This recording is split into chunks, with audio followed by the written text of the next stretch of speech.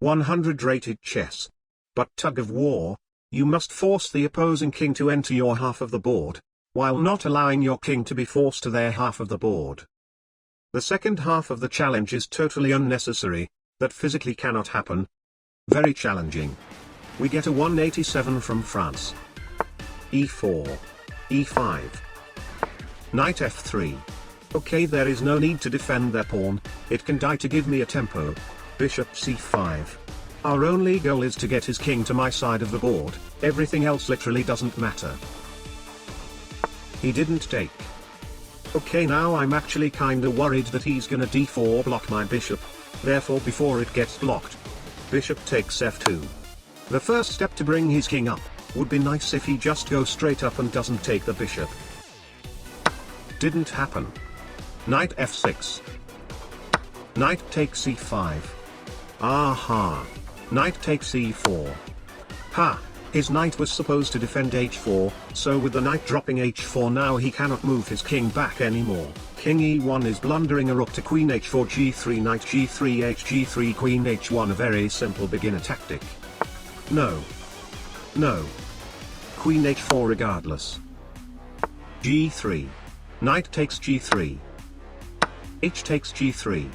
Okay, but instead of queen h1, I'll go queen g3 instead.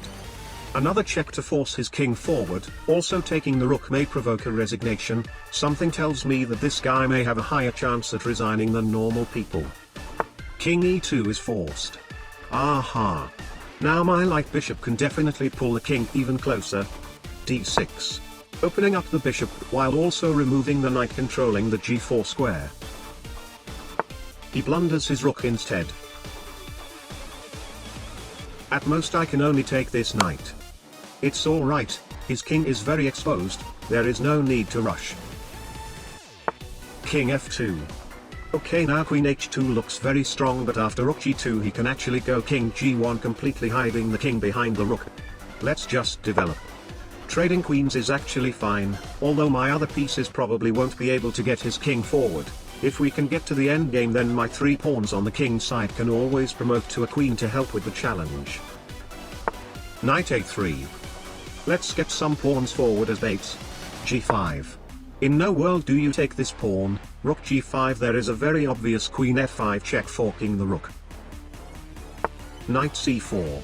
Okay, unfortunately I have to move the queen. Queen f4 check. It's alright, maybe I can take this chance to move his king further forward. King e1. Queen h4 check. King e2. Bishop g4 check. Ha! Now king forward is forced, let's go. No. No. So you are telling me that this guy who blundered his rook twice, has just made a best move, sacrificing that same rook for a bishop, and completely ruins my challenge. Queen takes g4. King e1. Go back up please. King e2. f5. Let's get the pawns up there. Hopefully I don't have to move my queen again too early. Never mind. You forced me to do it. Queen takes e4. I don't care anymore, at this rate it will have to come to the endgame. If he resigns then he resigns, there is no use worrying about that anymore. d3. Queen back. Bishop takes g5. Knight d7 bishop h3 rook g8 queen g3 knight e5 bishop f5 h6. Bishop takes h6. Rook takes g3.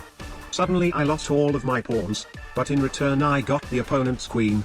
With my queen and rook getting close to his king, we actually have a pretty decent chance at forcing his king forward here. And he doesn't resign. I deeply apologize for having said that. I think this guy has a higher chance at resigning than other people. A very respectable opponent. Queen g2 check. King e1. Knight takes d3 check. Sacrificing my rook to get his rook away from his king, my queen and rook will have complete control over his king. He didn't take. Which is actually also fine. Queen takes f1 check. Absolutely perfect. I can already see the pattern. King c2 rook g2 king b3 rook b2 king a3 rook a2 sacrificing the rook queen e2 king a3 queen b2 king a4 then b5 finishing the challenge with a pawn.